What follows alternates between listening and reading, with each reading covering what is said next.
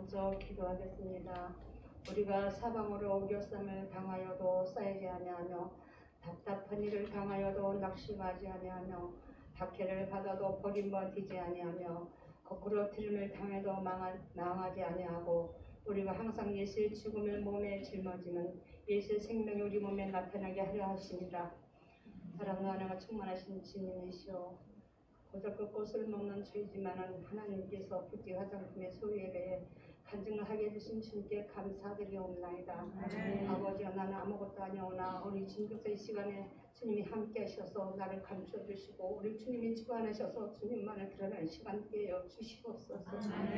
주여 감사드리며 모든 걸 주택드리며 예수 그리스도 이름으로 기도드렸습니다. 아멘. 저는 충북 진천군 덕산면 습지 짐실이라는 마을에서 태어났습니다. 이런데 쓰기가 정말 저는 너무 부끄럽고 부족합니다. 그렇지만 하나님이 하시니 저는 순종으로 하는 건데 먼저 사장님한테 부탁해서 제발 저 좀 하지 않게 해달라고 그때 바로 해주셨네요. 어서 태어나가지고 8남매에 제가 넷째 5살에 태어났어요. 근데 생활이 너무 어려워가지고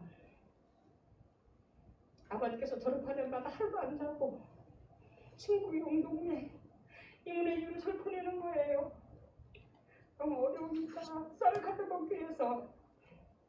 근데 저희 이모네는 엄청 부자였어요. 양반집이고. 그런데 이제 제가 그게 지금 생각하면 너무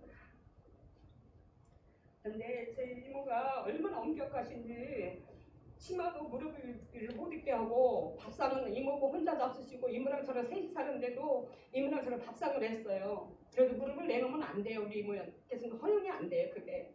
그래서 어렵게 그렇게 힘든 교육을 받고 이모한테 교육 받았기 때문에 제가 좀 많은 것을 이제 예의범절을 알게 돼서 어디 가나 어디 가도 겨우 입고 예의범절이던 소리를 많이 듣고 제가 지냈습니다. 그러다가 사춘기가 와가지고 있는데 이모가 3년 전에 이모랑 살면서 있는데 너는 내가 감당할 수 없어. 남자하고 여자가 섞어서 노래하는 사춘기에 보내버리는 거예요. 집으로. 너는 그렇게 했기 때문에 난 그런 망나는 거 그런 모습 보지 못한다고. 그래서 이제 집으로 돌아왔죠. 돌아왔는데 그러면서 이제 저기 뚝섬에 있는 영풍상영회를 들어갔어요. 제가. 근데 엄격한 주의를 받다가 혼자 떨어져 있으니까 누가 나를 지켜주고 혼자 할 사람이 없는 거예요. 그 마음에서 막 그게 밀려오는데 두렵더라고요. 그러더니 이럴 때는 내가 한번 그를 찾아봐야겠다 하고서는 뚝섬 신얘기를 제가 들어봤습니다. 그것도 하나님의 섭리였던 것 같아요. 그때가 이제 18살이니까는 여름에 하고 19살 때까지 거기서 이제 교회 생활을 했는데 참 저는 아무것도 가진 것도 없고 몸만 갔어요. 근데 월요 타기 전에도 저는 술 들은 게 하나도 없었어요. 그래서 제가 이제 믿음이 조금 있으니까 교회 가서 천벌 일이 없어서 손들고 옵니다고 그걸 얼마나 눈물을 흘려서 흘렸는지 그 찬송이 저한테 진짜 너무 감동이 없더라고요. 근데 그게 너무 따급한 상황에서 돈이 필요한데 없을 때 그걸 계속 부르고 있었는데 하나님께서 돈을 주시더라고요. 누가 왔다 갔는지 모르도 의자에 놓여져 있는 거예요. 그래서 이 하나님이 진짜 하시는구나, 기도하면 들어주시는구나 하고서는 그게 해결되었죠. 근데 꿈속에서 예수님 믿고부터 계속 예복남자는 그 나이에 연애랑을 모르는데 꿈을 꾸게 해주시더라고요. 예복남자가 사귀는 꿈을. 근데 저는 꿈에 예수님이 진짜 그 뭐랄까 꿈에 지시를 줬는지 꿈에 본 걸 예언을 보면 그 이튿날 그 사람 만나고 그게 이루어지고 그게 만나고 행해져요. 꿈속에서 봤던 일을 그 이튿날은. 근데 오늘은 누가 그러더라고 그래서 어떤 계기가 돼가지고 제가 19살에 로마로 갔어요. 로마 가서 4년 동안 생활했는데 많은 지인들을 만났어요. 저는 성악가들도 만나고 음악하는 사람들 많이 만나가지고 4년이나 생활을 하면서 그때는 믿음도 그냥 거의 아마 성장하지 못했던 것 같아요. 거기서도 이제 우리 예배를 드리러 나갔고 그러면서 이렇게 보잘것 쓸모없는 저희가 구라파 여행을 다 할 수 있는 그 기회를 주시는 거야. 프랑스 오히려 그런 것도 하나님 은혜가 섭리가인데 미리 저를 정해주신 것 같아요. 하나님이. 그래서 그런 생활하다가 24살에 이제 돌아왔는데 어머님이 이제 더 이상 저 같으면 결혼하라고 그래서 음성 사람을 만났는데 그걸 만났는데 얼마나 키가 작은지 몰라. 그래가지고 우리 엄마 내가 그 사람을 거절할 수가 없더라고. 대학교 나온 사람도 불고자랑 장애랑 사는데 내가 저 사람 유명하면 저 사람이 얼마나 아플까 해서 결혼 생활을 하게 되었죠. 결혼 생활 조건은 시아버지한테 전원 주의라고 수요 예배는 꼭 참석해야지 가지 그렇잖아요. 안 가겠습니다. 약조라고 결혼을 하게 되었습니다.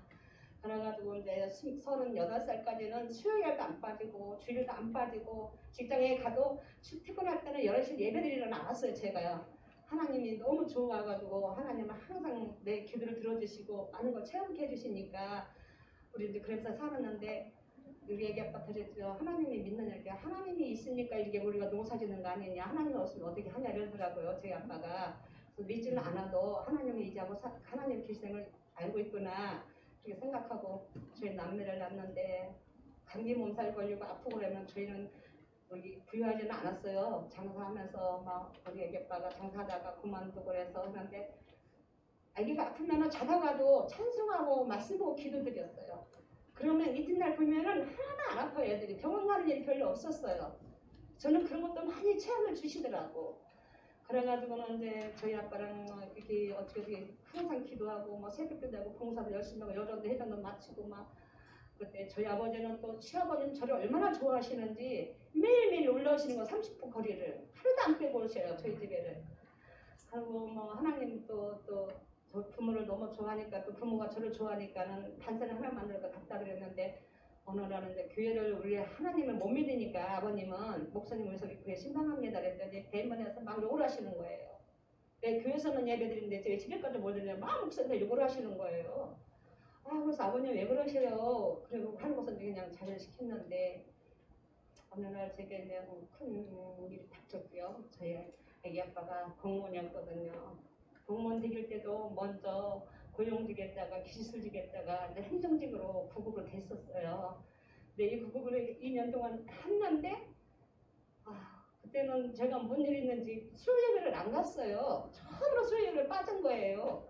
아빠가 저를 너무 힘들게 해서 한번 했더니 난리가 난 거예요. 우리 아빠가 생전 그런 일 없다가 막 나가니까 여기저기 전화 와서 찾고 막 그랬어요. 저를. 근데 그게 사기 마귀 사탄 역사라는 걸 몰랐어요. 제가 수요 예배 안 드리고 그 이튿날 사고로 가더라고요. 저희 아빠가.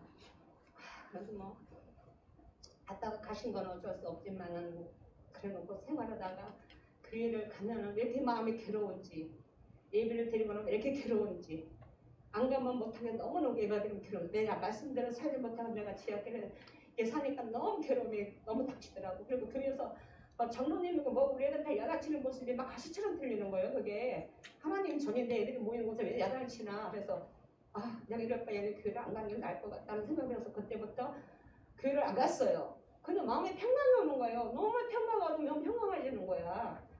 그러면서 44살에 나와가지고 세상적으로 살고 뭐 콜다텍도 가고 별의별 거 다 했죠. 하지만 아빠랑 없을 때 신앙생활할 때 돈이 없어도 평강했는데 아빠가 가시고 나서 여기 들어가서 돈이 들어오니까 돈 있다 보니까는 오히려 그게 더 평하지는 않더라고. 오히려 없을 때와 아빠랑 기도하면서 사는 게 더 평강의 마음을 주시는데 세상적으로 이렇게 사니까는 마음이 평강은 안 오는 거예요. 계속 밖으로만 돌게 되더라고요. 우리 딸들도 대학을 갔는데 어디든지 답답해서 갔는가 봐요. 그랬더니 누가 너를 위해서 기도의 자를 이렇게 많이 썼느냐고 보이더래요. 널 위해서 누가 이렇게 기도의 자를 썼느냐고. 그래서 엄마밖에 없을 거라 그러더라고. 그 말을 나한테 해주더라고 딸이. 근데 자녀들을 위해서 기도하는 건 엄마의 필수고 재산보다도 어떤 것보다 그게 정말 귀중하고 소중한 거예요. 그걸 깨닫게 됐어요. 그렇게 기도로 이제 하다가 이제 신앙생활을 안 하니까 어느 날 꿈속에서 하나님이 선수를 동원하셔서 꿈속에서 항아리를 비웠다고 기도에 썼던 너의 항아리가 기도생활 하니까 다 비어서 걷어가는 거라고 그러시더라고. 그거 저한테 보여주시는 거예요.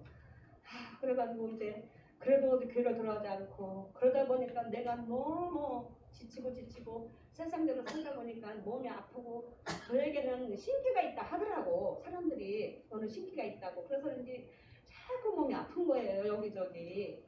그래가지고는 이제 너무 아프니까 교회를 다시 시작하기도 하고 누가 그러더라고. 너는 교회를 가야 된다. 이 보는 사람이 나랑 가까운 데더라고. 너는 교회를 가야지. 교회를 안 가면 여기까지 신기가 와서 이리로 넘어가면 너는 감당 못한다. 그런 말을 해주더라고요. 그러니 알아서 교회를 다시금 시작을 하는데 집에서 아침마다 예배 드렸어요. 저 혼자. 근데 저희 집에는 그 악의 세력이 엄청 많아가지고 꿈속에서 잘나려면 엄청 괴롭혀요 저를. 그래서 근데 기도를 무장했어요. 하나님께 기도를 무장하니까 다 떠나가더라고요. 그래서 평강에 방도 주고 부귀하던 보면 이제 검속에 다닐 때는 뭐 세상대로 살다가 다시 부귀하던 만나게 하시고 하나님이 섭리했던 것 같아요. 너를 사랑하시니까 하나님께 이끌어 주시려고. 그래가지고 저는 여기서 다시금 신앙생활을 했는데 1년 동안은 집에서 혼자 예배드리다가 교회를 선택하지 못했습니다. 그러나 이제 우리 장로님이 계속 교회에 나가야 되는 말씀을 듣고 또 하나님의 섭리가 있으니까 이제 감리교회를 참석하게 되었습니다. 그리고 여기서 지내면서도 많은 어려운 거 힘든 거 있을 때마다 하나님 나 왜 이렇게 힘들어요. 너무 힘들었더니 그들은 너무 어린 신앙이다냐 너는 좀 크잖냐 이런 식으로 말씀을 들려주시기도 하고 너무 힘들 때는 하나님 나 너무 힘들어 왜 이렇게 힘들다 이렇게 힘들게 왜 난 너무 힘들어서 그때는 막 기도가 막 교회 가서 막 엄청 울면서 기도했어요. 새벽에 가서 기도할 때 눈물밖에 안 나오는 거예요. 왜 내가 이렇게 힘들게 살아야 되고 내가 힘드냐 주변에 나를 이렇게 힘들게 하고 나를 이렇게 힘들게 하느냐 계속 그런 식으로 했더니 그러시더라고. 네가 내 십자가 고통만 하냐? 그러시면서 날 딱 저기를 하시는 거예요. 말씀을. 내가 이렇게 힘들다 할 게 아니라 사람들은 나를 힘들게 하는 게 아니라 내가 힘들게 했구나. 그런 해결가 되더라고요. 그래서 하여튼 자꾸 내려놓기도 하고 내가 다리가 너무 아팠을 때도 진짜 해서 그만둘 거랬는데 김경명 본부장님이 그만두면 안 된다. 다리가 아파서 나와라 해서 앉아서 일을 시켜주고 힘들 때마다 또 그게 일을 해주고 그래서 저희가 지금까지 여기 왔고 많은 것을 아프지만은 병원 다니다가 안 되면은 저는 그럽니다. 나머지 것은 하나님이 모든 걸 해주셨으니 하나님이 책임져 주시라고 모든 것은 하나님 몫이라고 이제 나는 더 이상 못한다고 제가 그랬습니다. 어렵고 힘들 때마다 제가 이루는 말씀이 있어요. 이게 두려워하지 말라. 내가 너와 함께하니라. 놀라지 말라. 나는 내 하나님이 됨이라. 내가 너를 굳세게 하리라. 참으로 너를 도와주리라. 참으로 나의 어려운 옷으로 붙들어 주리라 하시는 말씀이 병원 가서 진찰을 받아도 영상번호 찍어도 이 말을 이었더니 의사 선생님 내가 이제 진찰하고 나서 어떤 수술할 경우라고 그래서 이걸 말씀을 드리죠. 저는 지금 이거 검사 받는 동안에 하나님 말씀을 계속 외웠는데 이런 말씀을 주시더라고 그랬더니 수술 안 해도 됩니다. 더 지켜봅시다. 머리에 뭐 흙 있다고 수술해야 되고 몇 년 전에 그랬어요. 나성대 부사장님이 하나의원에 거기 소개해 주셔서 갔잖아요. 건강검진하러. 그래서 2번을 갔거든요. 수술할 척으로. 근데 안 해도 된다고. 이 말씀이 내게 항상 지켜주시는 말씀이고 또한 자녀들을 위해서는 항상 내가 아침마다 기도하는 게 있어요. 이 말씀을 해가지고 우리 집에도 달력에다가 두려워 말라 하는 거를 또 적어서 붙여놓고 또 여호와는 나의 목자시니 그거 시편도 붙여놨어요. 달력으로 안방에하고 옹접실에 하고 여호와는 나의 목자시니 내가 부족함이 없으리로다. 그가 나를 푸른 풀밭에 누이시며 실만한 밀가루 인도하시는도다. 내 영을 소생시키시고 자기 이름을 위하여 의의 길로 인도하시는도다. 내가 사망한 저망골절을 다닐지로 해를 두려워하지 않는 것은 주께서 나와 함께 하심이라. 수의 지팡이가 막대기가 나를 안녕하시나이다. 주께서 내 원수의 목전에서 내게 상을 잡두시고 기름을 내 머리에 부으셨으니 내 잔이 넘치나이다. 내 평생의 선하심과 인자하심이 반드시 나를 따르니 내가 여호와 집에 영원히 살리로다. 이 말씀도 우리들 애들한테 항상 머물게 해달라고 아침마다 일어나자마자 예배 설경 예배는 자주 못 갑니다. 그렇지만 일어나자마자 항상 주님께 이렇게 기도하고 합니다. 세상 모든 것은 제가 볼 때 다 피조물이고 없어집니다. 그러나 하나님 말씀에 영원하시고 하나님을 찾는 자에게는 언제든지 저희들을 지켜주시고 구하시고 이루어주시는 것 같아요. 그리고 또 한마디 더 이번에 성경 통독하면서 바울사도가 주신 말씀이 있어요. 빌립보 교회에다가 주시는 말씀.